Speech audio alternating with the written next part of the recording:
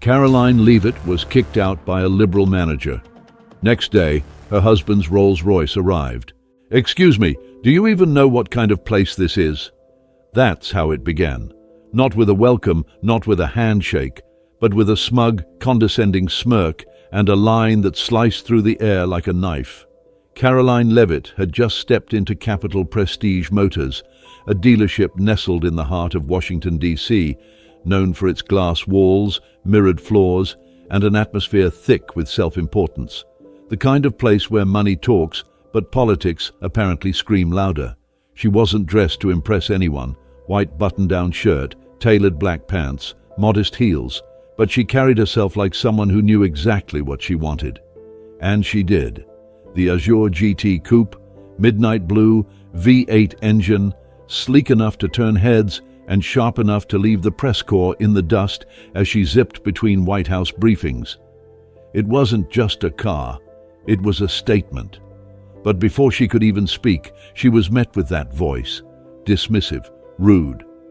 A man in a suit too expensive for his job title stood in front of her, arms folded like he owned the place. "Sorry, ma'am," he said, the word ma'am dripping with sarcasm. "We don't do political statements on four wheels." His name was Blake Thompson, the sales manager.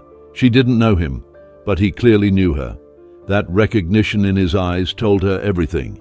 She kept her expression neutral, not flinching as he looked her up and down like a TSA agent trying to find a reason to deny her boarding. He saw the small, almost hidden MAGA pin tucked near her collar and latched onto it like a bloodhound. "You're Karoline Leavitt, aren't you? Trump's press girl."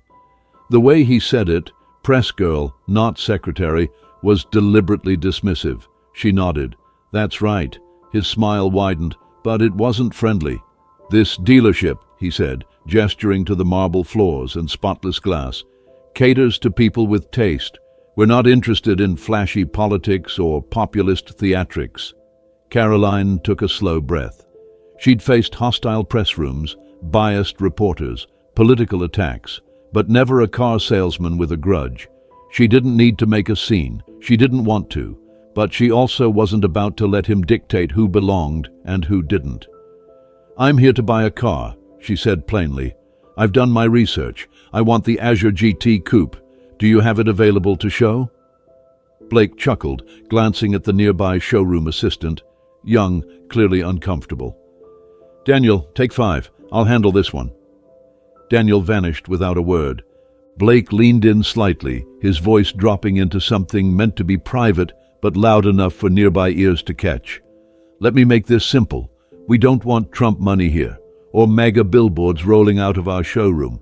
He nodded toward the door. "There's a Tesla dealership down the street. Might be more your speed." Karoline didn't move. Her voice remained steady.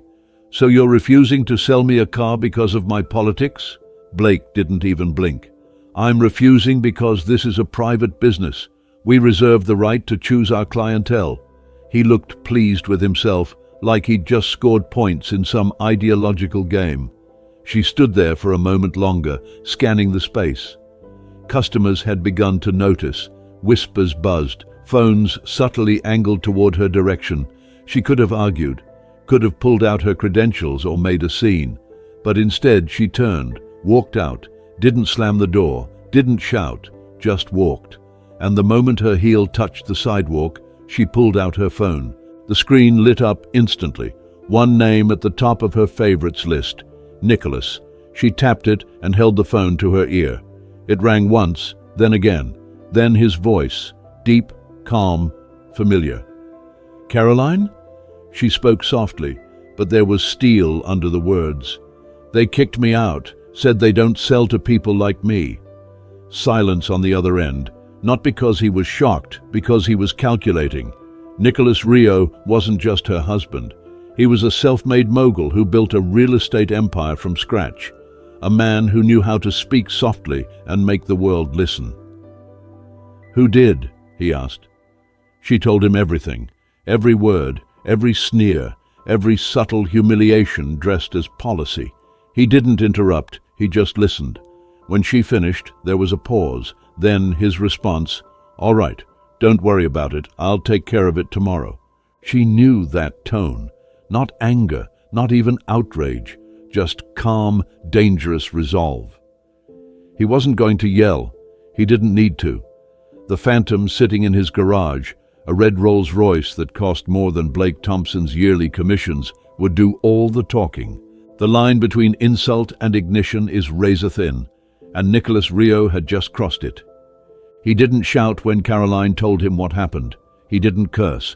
He didn't pace or break something or demand names. That wasn't his style. Nicholas had learned early in life that real power doesn't raise its voice.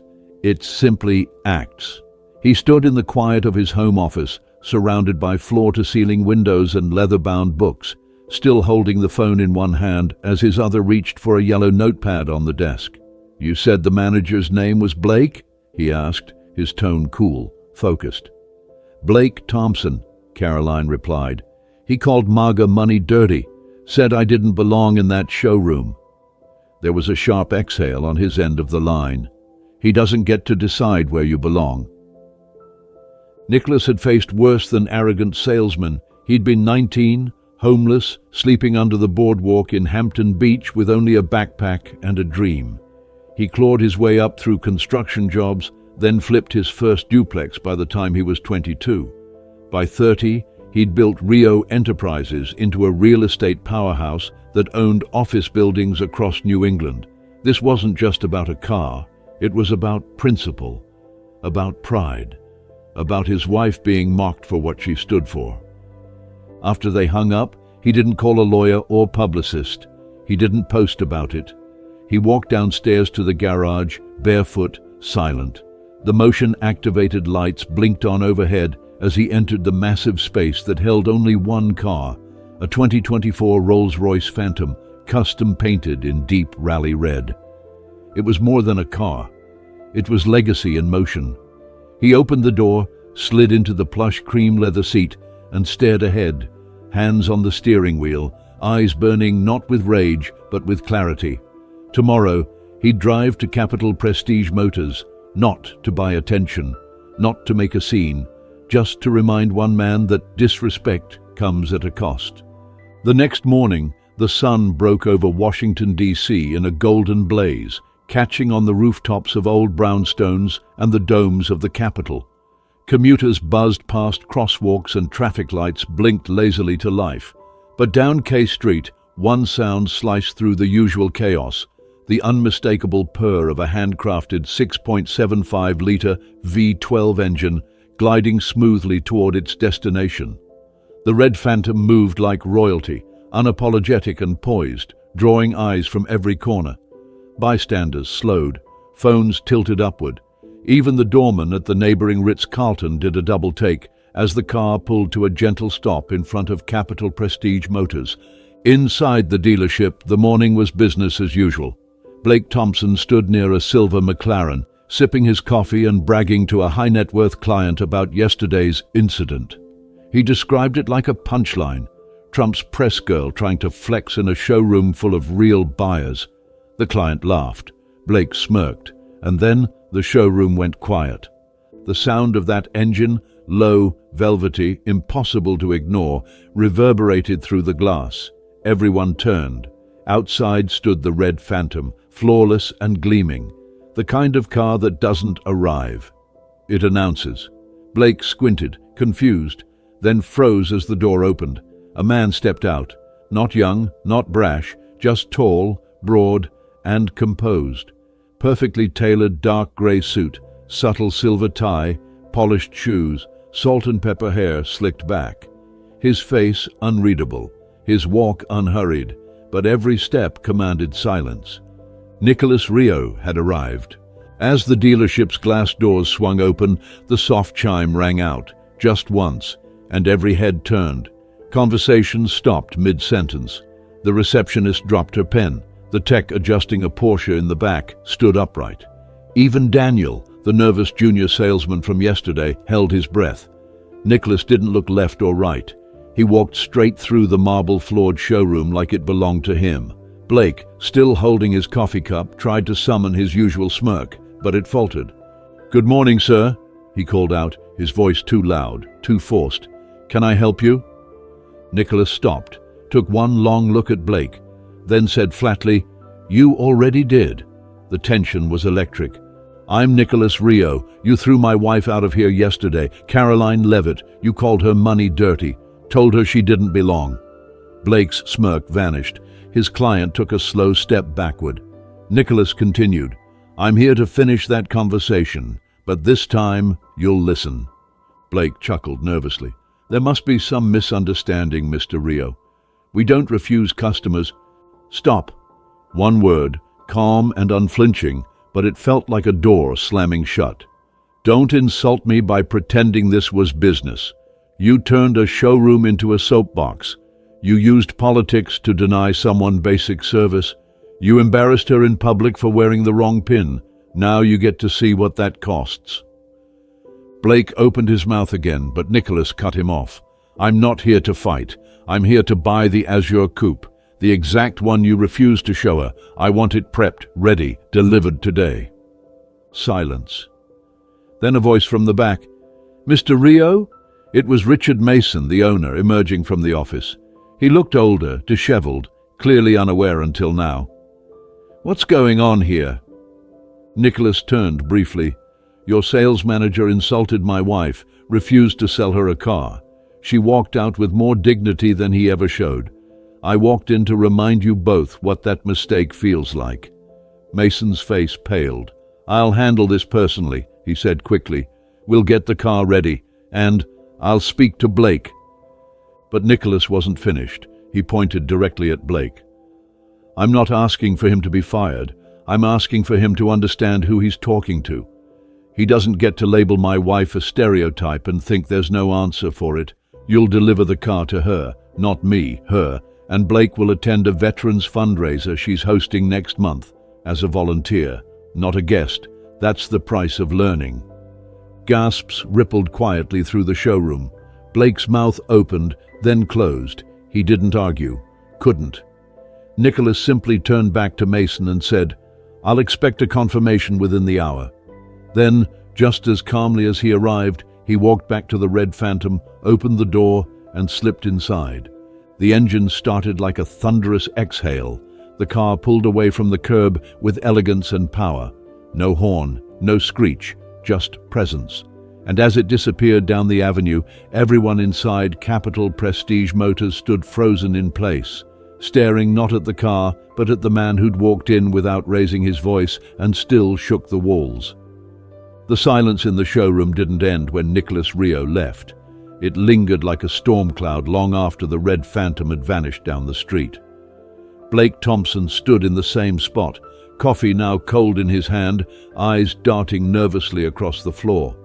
Whispers rippled through the staff like wind stirring dry leaves.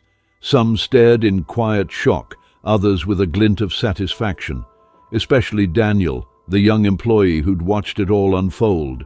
The aura Blake carried for years, that smug invincibility, had cracked right down the middle.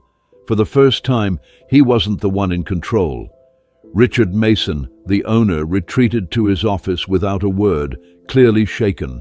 Meanwhile, Blake was left standing in a space that now felt colder, tighter, like the floor beneath him might shift. But Nicholas wasn't gone for long. Within 20 minutes, a legal assistant from Rio Enterprises walked through the doors, briefcase in hand. She met with Richard privately and returned minutes later with a final directive. The Azure Coupe was to be processed under Nicholas Rio's name, titled to Karoline Leavitt, and delivered before sundown. Full payment had already been wired. No haggling, no financing, no games. A platinum business card was placed on the front desk with a short note in Nicholas's handwriting.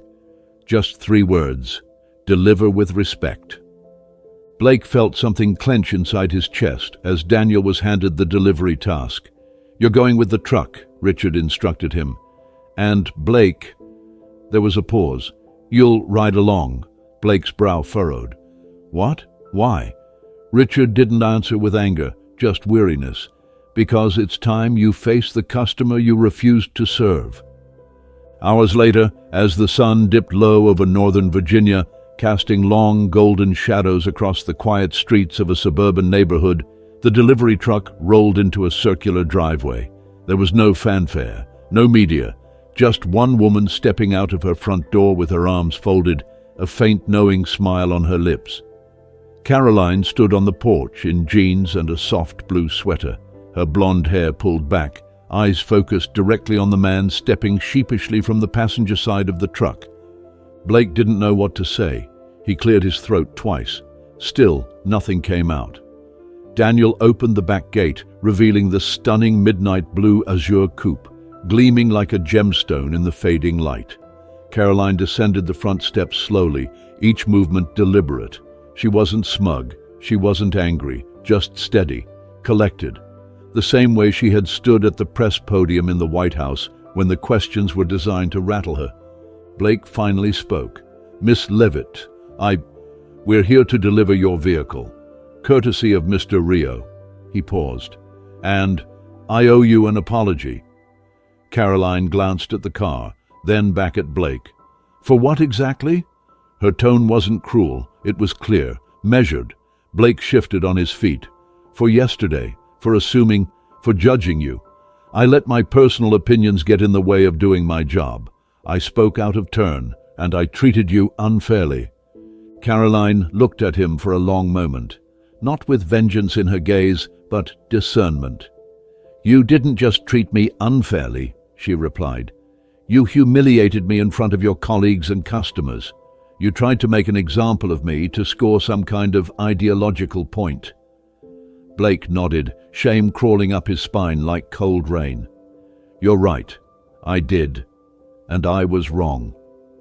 Daniel quietly lowered the lift and guided the Azure to the pavement. Karoline stepped toward it, running her fingers along the smooth edge of the hood.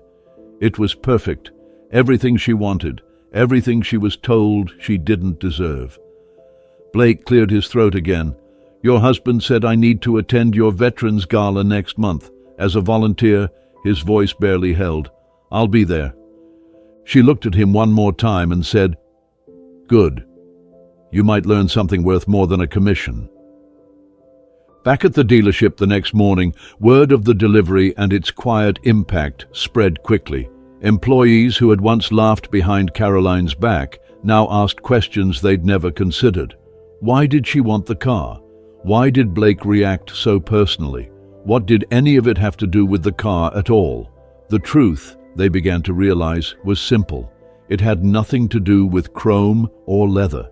It had everything to do with the principle of respect, the right to be treated as a customer, not a caricature. By 10 a.m., Nicholas Rio returned, this time not in the Rolls-Royce, but on foot. He wore no suit, just a black turtleneck, slacks, and that same unwavering calm. Richard met him at the door. "The car's been delivered," he said. "And Blake, he's going to the gala." Nicholas nodded. "That's good. But I'm not here to follow up on promises. I'm here to see something else." He gestured toward the office conference room. "Bring your team. I want to speak with them." Within minutes, the core sales staff gathered, Blake included. Nicholas stood before them and delivered a short message that didn't need dramatics. "Yesterday you saw what happens when politics becomes a filter for decency. You don't have to agree with someone to treat them fairly. You don't have to like someone to do your job. But when you let your opinions become armor, you stop being professionals and you start being bullies." His eyes moved deliberately from face to face. "That dealership out there, it's not just about horsepower, it's about trust, about how you carry yourself when no one's watching." He turned toward Blake, the last glance lasting longer than the rest. "Your mistake gave you a chance. Now, let's see if you can rise to it." And with that, he left the room, just as calmly as he entered. Blake didn't say a word, but something in his face had shifted, and for the first time in years, the echo of his arrogance was finally gone. Capital Prestige Motors returned to business, but something about the atmosphere had shifted. The showroom, once known for its subtle arrogance and whispered judgments, now hummed with a different kind of energy, tense, uncertain, and quietly reflective. Nicholas Rio hadn't raised his voice, hadn't threatened legal action, hadn't bought the dealership out of spite. He had simply shown up, reminded everyone of the weight of character, and left a silence behind that did more damage to egos than any viral news clip could have. But Blake Thompson didn't forget, not after the delivery, not after Karoline's words, and certainly not after standing in front of Nicholas Rio as he told an entire team of elite car salesmen that decency wasn't optional. And now the real test approached, the Veterans Fundraiser Gala, hosted by Karoline herself. Nicholas hadn't suggested Blake attend. He hadn't asked. He had instructed, with all the clarity of a man who doesn't leave space for negotiation. "You'll volunteer," he had said, "not to make it up to me, not to redeem yourself, but to understand what you dismissed." So Blake showed up. The event was held at the Grand Hyatt Ballroom in Washington, D.C., a massive, polished venue buzzing with movement and decorated in deep reds, rich navy blues, and shimmering white tablecloths. The kind of night that felt both solemn and celebratory, as hundreds of veterans and their families gathered to honor service, sacrifice, and resilience. The media wasn't the focus. This wasn't a political stunt. It was about the people who'd given something irreplaceable and asked nothing in return. Blake didn't wear his usual suit. No pocket square, no tie. Just a black polo, pressed slacks, and a volunteer badge clipped to his collar. For once, he wasn't trying to impress anyone. He wasn't there to sell, he wasn't there to win. He was just there. Assigned to assist guests with mobility issues, he found himself pushing wheelchairs, guiding people to tables, bringing water, adjusting chairs. At first, it felt awkward, like he was wearing someone else's skin, but that changed the moment he met Tom. Tom was 30, maybe 31, former Marine, lost a leg in Afghanistan, wore a prosthetic on one side, a smile on the other. Blake wheeled him across the room as Tom cracked jokes about the food being too fancy and the music needing more Johnny Cash. Blake laughed, not politely, but genuinely. For the first time in a long time, he felt like someone was laughing with him, not at something he said to sound clever. As the night unfolded, Tom introduced him to others, not just veterans, but their spouses, widows, caregivers, families with photos tucked into the corners of their table centerpieces, reminders of sons and daughters who didn't make it home.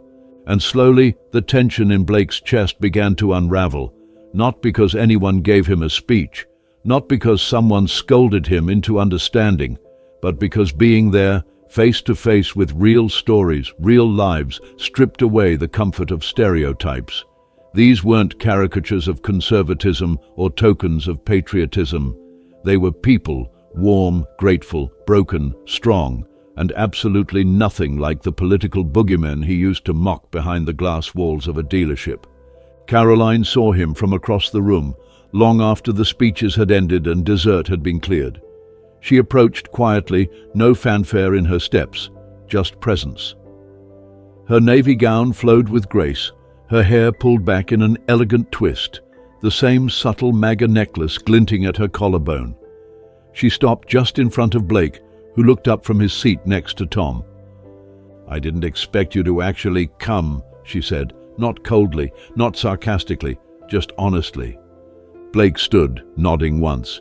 "Your husband didn't give me much of a choice," he admitted with a sheepish smile, "but I'm glad he didn't." Tom chuckled from his chair. "He's not bad, Miss Leavitt. Helped me shoot hoops during the break. Still throws like a stockbroker, though." Karoline smiled faintly. "Thanks for being here today, Tom," she said, then turned back to Blake. "So, what do you think now that you've met the people you judged?" Blake didn't dodge the question. He didn't offer excuses. "I was wrong," he said plainly. "I thought MAGA was just loud slogans and angry tweets. I thought it was all talk. But this..." He looked around the room, eyes lingering on the groups of families, the quiet laughter, the glances filled with meaning. "This isn't what I thought, and that's on me." Karoline crossed her arms, not in defensiveness, but with the weight of someone who's heard it all before. "You judged me based on a necklace," she said. "Not my work, not my voice, not my values, just that one symbol." Blake nodded slowly. I did, and I'm sorry. Not just because your husband called me out, but because I get it now. I really do. These people, they're not who I thought they were. Tom leaned back with a grin. Told you she was more than just the press girl, huh? Blake laughed, and this time Karoline did too, just a little, just enough to soften the edges. I apologized to Mr. Rio when we delivered the car, Blake said, but I want to say it to you too. I treated you like less because I didn't like who you supported. That was wrong. Karoline nodded, her gaze steady. I don't need an apology, she said. I need people to learn. That's enough. As the night continued, Blake didn't leave early. He stayed through cleanup, through the thank yous, through Tom wheeling himself toward the coat rack and yelling, "You're driving next time, Blake!" For once, he wasn't Blake the closer. He wasn't the dealership gatekeeper. He was just a man who had to unlearn some of what he thought he knew, and had been given the rare chance to do it face to face, not from a headline or a podcast. And somewhere in the back of that ballroom, Nicholas Rio stood with a bourbon in his hand, watching from the shadows. No words, just a quiet nod. Because sometimes the loudest lessons don't come from shouting. They come from showing up. As the final song of the evening drifted through the ballroom and the crowd began to thin, Blake Thompson found himself lingering near the back wall, unsure of whether he belonged or if he was simply still processing everything he had witnessed. A month ago, he would have seen this entire event as political theater, an elegant, flag-draped attempt at self-promotion. But tonight hadn't been about slogans or sound bites. There were no rants, no grandstanding, no platforms hijacked for outrage. What he saw instead were children proudly hugging uniformed parents, veterans quietly laughing over old war stories, and Gold Star families embraced by strangers who remembered their names. No stage could capture that kind of humanity. It was real, and it was humbling. He watched as Karoline spoke with a small group of older veterans, all of them focused completely on her, not because of who she had worked for, but because of how she listened, because of how she honored their service with her attention. There was no trace of the woman he had tried to dismiss in the showroom weeks earlier. Or maybe, more accurately, he was only just now seeing her as she truly was. A woman of conviction, yes, but more than that, a woman of grace. She hadn't needed revenge. She didn't come after his job. She let the world show him what he had tried so hard to ignore. Nicholas joined her a few minutes later, his hand resting on her back, their quiet conversation revealing the familiarity of two people who'd weathered more than just a PR crisis together. The look in his eyes was one of pride, not in the kind of way someone might beam over a trophy or a title, but pride in the way a man recognizes strength in someone who never asked to be rescued. Karoline hadn't needed him to walk into that dealership with a $1.5 million car. She could have fought her own battle. But Nicholas had done it anyway, not because she was helpless, but because he wouldn't stand by while someone tried to diminish her. Blake approached them slowly, catching Nicholas's eye first. The older man gave a subtle nod. Nothing warm, but nothing cold either. Just acknowledgement. "You stayed the whole night," Nicholas said, a hint of something curious in his tone. "I did," Blake replied. "I figured if I was going to show up, I should actually show up." Nicholas tilted his head. "And?" Blake glanced back at the now mostly empty ballroom. "And I've never felt more like a fool in my life. I was arrogant. I thought I knew who people were just by how they voted, what they wore, what they said in passing. I didn't think there was anything worth learning from someone with a MAGA pin." He looked at Karoline. "But I was wrong, and not just about you." Karoline studied him. "It's not weakness to admit that," she said. "It's rare, especially in a town where no one likes to admit anything." He chuckled, a little embarrassed. "Tom wants to play basketball next week. He says I owe him a rematch." Nicholas cracked a slight grin. "Good. He could use the workout. But Blake, let me be clear. This doesn't end with a handshake and a good deed. Respect isn't a transaction. It's a daily discipline. How you talk to people, how you judge them, what you do when no one's watching. You had your wake-up call. Now it's your job to decide what kind of man you want to be when no one's forcing your hand." Blake nodded. "I know. I'm not asking for a second chance to sell cars. I'm asking for a chance to keep learning. I didn't just misjudge you both. I misjudged a whole community of people who've done more for this country than I've ever imagined." Karoline extended her hand, not out of pity, but out of principle. "Then keep showing up," she said. "Not for us, for the people you used to look down on." He took her hand, shook it once, then excused himself to help a volunteer box up leftover programs. As he moved away, Nicholas and Karoline stood side by side, watching him blend back into the crowd. "You think he's really changed?" she asked quietly. Nicholas's arms slid around her shoulders. "Maybe not completely, not yet, but he's cracked wide open, and that's where growth starts. Not in the loud moments, in the quiet ones." The gala ended without applause, without fanfare, just tired but content guests leaving with full hearts and deeper connections. As Nicholas and Karoline stepped out into the cool night air, the red phantom sat waiting at the curb, still gleaming, still powerful, but now it felt less like a statement and more like a symbol of what had come full circle. That car, once denied to Karoline because of who she supported, now rolled through the streets of DC, not in defiance but with dignity, driven not by ego but by purpose.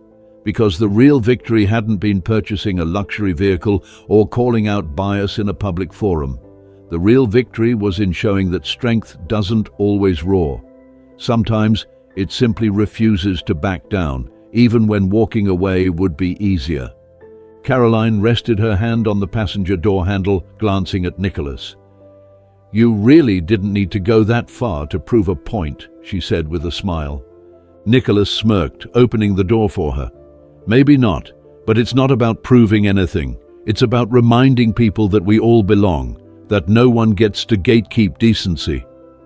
As they drove off, the city lights flickering across the Phantom's polished hood, the conversation in the car wasn't about revenge or justice or politics. It was about the people they'd met, the stories they'd heard, the idea that perhaps, even in a divided country, a moment of grace could still ripple out far enough to change someone who'd never expected to be changed at all. And somewhere, back inside the Hyatt, Blake Thompson stood with a stack of chairs in his arms and something unfamiliar resting on his face. Not shame, not regret, but peace. The kind that comes from letting go of pride and picking up purpose. The kind that doesn't demand forgiveness, but earns it, one act at a time.